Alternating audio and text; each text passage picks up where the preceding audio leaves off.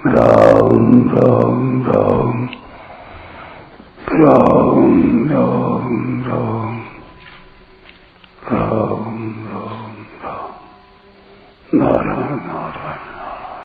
संबंध। पूर्व श्लोक में भगवान ने अपने परम धाम का वर्णन करते हुए यह बताया कि उसको प्राप्त होकर जीव लौटकर संसार में नहीं आते।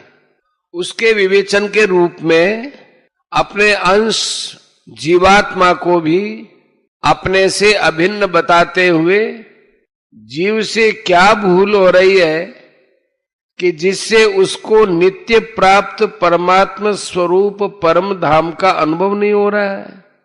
इसका हेतु सहित वर्णन आगे के श्लोक में करते हैं। ममैवांशो जीवलोके जीवभूत सनातन मनसष्ठानि इंद्रियाणि प्रकृतिस्थानि कर्षति। इस संसार में जीव बना हुआ आत्मा स्वयं मेरा ही सनातन अंश है, परंतु वह प्रकृति में स्थित मन और पांचों इंद्रियों को आकर्षित करता है, अपना मान लेता है। व्याख्या। ममैवांशो जीवलोके जीवभूत है सनातन है। जिनके साथ जीव की तात्विक अथवा स्वरूप की एकता नहीं है, ऐसे प्रकृति और प्रकृति के कार्य मात्र का नाम लोक है। 3 लोक 14 भवन में जीव जितनी योनियों में शरीर धारण करता है, उन संपूर्ण लोकों तथा योनियों को जीव लोक के पद के अंतर्गत समझना चाहिए। यह आत्मा परमात्मा का ही अंश है, परंतु प्रकृति के कार्य शरीर, इंद्रियां, मन, प्राण आदि के साथ अपनी एकता मानकर वह जीव हो गया है, जीव भूत है। उसका ये जीवपना बनावटी है, स्वाभाविक नहीं है। नाटक में कोई पात्र बनने की तरह ही ये आत्मा जीवलोक में जीव बनता है। 7वें अध्याय के 5वें श्लोक में भगवान ने कहा है कि संपूर्ण जगत को मेरी जीव भूता परा प्रकृति ने धारण कर रखा है। अपरा प्रकृति से वास्तविक संबंध न होने पर भी जीव ने उससे अपना संबंध मान रखा है। भगवान जीव के प्रति कितनी आत्मीयता रखते हैं कि उसको अपना ही मानते हैं। ममैवांश है, मानते ही नहीं प्रत्युत जानते भी हैं। उनकी यह आत्मीयता महान हितकारी, अखंड रहने वाली और स्वतः सिद्ध है। यहां भगवान यह वास्तविकता प्रकट करते हैं कि जीव केवल मेरा ही अंश है, इसमें प्रकृति का किंचिन मात्र भी अंश नहीं है। जैसे सिंह का बच्चा भेड़ों में मिलकर अपने को भेड़ मान ले, ऐसे ही जीव शरीर आदि जड़ पदार्थों के साथ मिलकर अपने असली चेतन स्वरूप को भूल जाता है। अतः इस भूल को मिटाकर उसे अपने को सर्वदा सर्वथा चेतन स्वरूप ही अनुभव करना चाहिए। सिंह का बच्चा भेड़ों के साथ मिलकर भी भेड़ नहीं हो जाता। जैसे कोई दूसरा सिंह आकर उसे बोध करा दे कि देख, तेरी और मेरी आकृति, स्वभाव, जाति, गर्जना आदि सब एक समान है, अतः निश्चित रूप से तू भेड़ नहीं है, प्रत्युत मेरे जैसा ही सिंह है। ऐसे ही भगवान यहां मम एव पदों से जीव को बोध कराते हैं, हे जीव तू मेरा ही अंश है। इस प्रकृति के साथ तेरा संबंध कभी हुआ ही नहीं, है भी नहीं और होगा भी नहीं और हो सकता भी नहीं।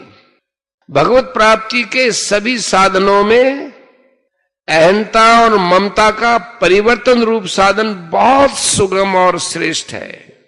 अहंता और ममता दोनों में साधक की जैसी मान्यता होती है, उसी के अनुसार उसका भाव तथा क्रिया भी स्वतः होती है। साधक की अहंता यह होनी चाहिए कि मैं भगवान का ही हूं, और ममता यह होनी चाहिए कि भगवान ही मेरे हैं। यह सभी का अनुभव है कि हम अपने को जिस वर्ण, आश्रम, संप्रदाय आदि का मानते हैं, उसी के अनुसार हमारा जीवन बनता है। पर यह मान्यता केवल कर्तव्य पालन के लिए है, क्योंकि ये सदा रहने वाली नहीं है। परंतु मैं भगवान का हूं, यह वास्तविकता सदा रहने वाली है। मैं ब्राह्मण हूं, मैं साधु हूं आदि भाव कभी हमसे ऐसा नहीं कहते कि तुम ब्राह्मण हो, कि तुम साधु हो। इसी प्रकार मन, बुद्धि, इंद्रियां, शरीर, धन, जमीन, मकान आदि जिन पदार्थों को हम भूल से अपना मान रहे हैं, वे हमें कभी भी ऐसा नहीं कहते कि तुम हमारे हो। परंतु संपूर्ण सृष्टि के रचयिता परमात्मा स्पष्ट घोषणा करते हैं कि ये जीव मेरा ही है। विचार करना चाहिए कि शरीर आदि पदार्थों को हम अपने साथ लाए नहीं, इच्छा अनुसार उनमें परिवर्तन कर सकते नहीं, इच्छा अनुसार उनको अपने पास स्थिर रख सकते नहीं, हम भी उनके साथ सदा रह सकते नहीं, उनको अपने साथ ले जा सकते नहीं, फिर भी उनको अपना मानते हैं। ये हमारी कितनी बड़ी भारी भूल है। बचपन में हमारे मन, बुद्धि, इंद्रियां, शरीर जैसे थे वैसे अब नहीं है, सब के सब बदल गए। फिर भी हम जो बचपन में था वही अब हूं ऐसा मानते हैं। कारण कि शरीर आदि में परिवर्तन होने पर भी हमारे में परिवर्तन नहीं होता। इस प्रकार शरीर आदि में हमें स्पष्ट परिवर्तन दिखता है। जिसको परिवर्तन दिखता है वह स्वयं परिवर्तन रहित होता ही है। अतः संसार के पदार्थ, व्यक्ति हमारे साथी नहीं है। मैं भगवान का हूं ऐसा भाव रखना, अपने आप को भगवान में लगाना है। साधकों से भूल यही होती है कि वे अपने आप को भगवान में न लगाकर मन बुद्धि को भगवान में लगाने की कोशिश करते हैं। मैं भगवान का हूं इस वास्तविकता को भूलकर मैं ब्राह्मण हूं, मैं साधु हूं आदि भी मानते रहे और मन बुद्धि को भी भगवान में लगाते रहे, तो यह दुविधा कभी नहीं मिटेगी। और बहुत प्रयत्न करने पर भी मन बुद्धि जैसे भगवान में लगने चाहिए वैसे लगेंगे भी नहीं। भगवान ने भी इस अध्याय के 4 श्लोक में उस परमात्मा की शरण हूं पदों से अपने आप को परमात्मा में लगाने की बात ही कही है। गोस्वामी तुलसीदास जी भी कहते हैं कि पहले भगवान का होकर फिर नाम जप आदि साधन करें तो अनेक जन्मों की बिगड़ी हुई स्थिति आज अभी सुधर सकती है। बिगड़ी जन्म अनेक की सुधरे अबही आज, हो ही राम को नाम जपो तुलसी तजी कुसमाज। तात्पर्य यह है कि भगवान में केवल मन बुद्धि लगाने की अपेक्षा अपने आप को भगवान में लगाना श्रेष्ठ है। अपने आप को भगवान में लगाने से मन बुद्धि स्वतः सुगमता पूर्वक भगवान में लग जाते हैं। नाटक का पात्र हजारों दर्शकों के सामने ये कहता है कि मैं रावण का बेटा मेघनाद हूं, और मेघनाद की तरह ही वह बाहरी सब क्रिया करता है। परंतु उसके भीतर ये भाव हरदम रहता है कि यह तो स्वांग मात्र है, वास्तव में मैं मेघनाद नहीं हूं। इसी तरह साधकों को भी नाटक के स्वांग की तरह इस संसार रूपी नाट्यशाला में अपने अपने कर्तव्य का पालन करते हुए भीतर से मैं तो भगवान का हूं, ऐसा भाव हरदम जागृत रखना चाहिए। जीव सदा से ही भगवान का है, सनातन है। भगवान ने न तो कभी जीव का त्याग ही किया है, न कभी उससे विमुखी हुए हैं। जीव भी भगवान का त्याग कर सकता नहीं। भगवान के द्वारा मिली हुई स्वतंत्रता का दुरुपयोग करके वह भगवान से विमुखी हुआ है। जिस प्रकार सोने का गहना तत्वतः सोने से अलग नहीं हो सकता, उसी प्रकार जीव भी तत्वतः परमात्मा से कभी अलग नहीं हो सकता। बुद्धिमान कहलाने वाले मनुष्य की यह बहुत बड़ी भूल है कि वह अपने अंशी परमात्मा से विमुख हो रहा है। वह इधर ख्याल ही नहीं करता कि भगवान इतने सुहृद है कि हमारे न चाहने पर भी हमें चाहते हैं, न जानने पर भी हमें जानते हैं। वे कितने उदार, दयालु और प्रेमी हैं, इसका वर्णन भाषा, भाव, बुद्धि आदि के द्वारा हो ही नहीं सकता। ऐसे सुहृद भगवान को छोड़कर अन्य नाशवान जड़ पदार्थों को अपना मानना बुद्धिमानी नहीं बल्कि महान मूर्खता है।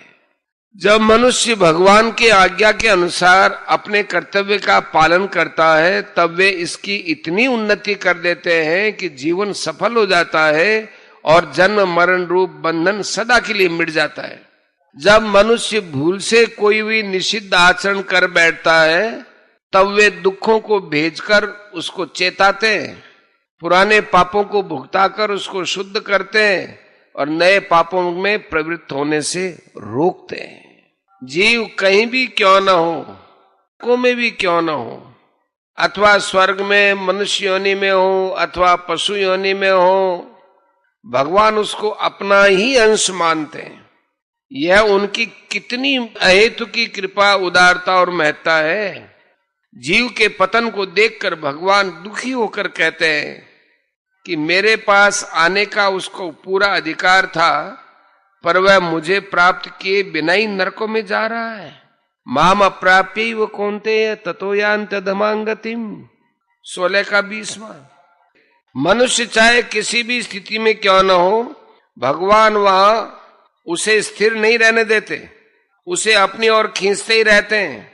जब हमारी सामान्य स्थिति में कुछ भी परिवर्तन हो, चाहे सुख आए, दुख आए, आदर हो, निरादर हो, तब ये मानना चाहिए कि भगवान हमें विशेष रूप से याद करके नई परिस्थिति पैदा कर रहे हैं, हमें अपनी ओर खींच रहे हैं।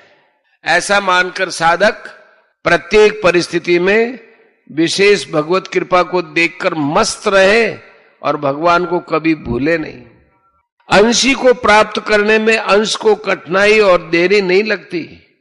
कठिनाई और देरी इसलिए लगती है कि अंश ने अपने अंशी से विमुक्ता मानकर उन शरीर आदि को अपना मान रखा है जो अपने नहीं है। अतः भगवान के सन्मुख होते ही उनकी प्राप्ति स्वतः सिद्ध है। सन्मुख होना जीव का काम है, क्योंकि जीव ही भगवान से विमुख हुआ है। भगवान तो जीव को अपना मानते ही है। जीव भगवान को अपना मान ले, यही सन्मुखता है। मनुष्य से यह बड़ी भारी भूल हो रही है कि जो व्यक्ति वस्तु परिस्थिति अभी नहीं है अथवा जिसका मिलना निश्चित भी नहीं है और जो मिलने पर भी सदा नहीं रहेगी, उसकी प्राप्ति में वह अपना पूर्ण पुरुषार्थ और उन्नति मानता है। यह मनुष्य अपने साथ बड़ा भारी धोखा कर रहा है। वास्तव में जो नित्य प्राप्त और अपना है, उस परमात्मा को प्राप्त करना ही मनुष्य का परम पुरुषार्थ है। और इसी में ही मनुष्य की शूरवीरता है।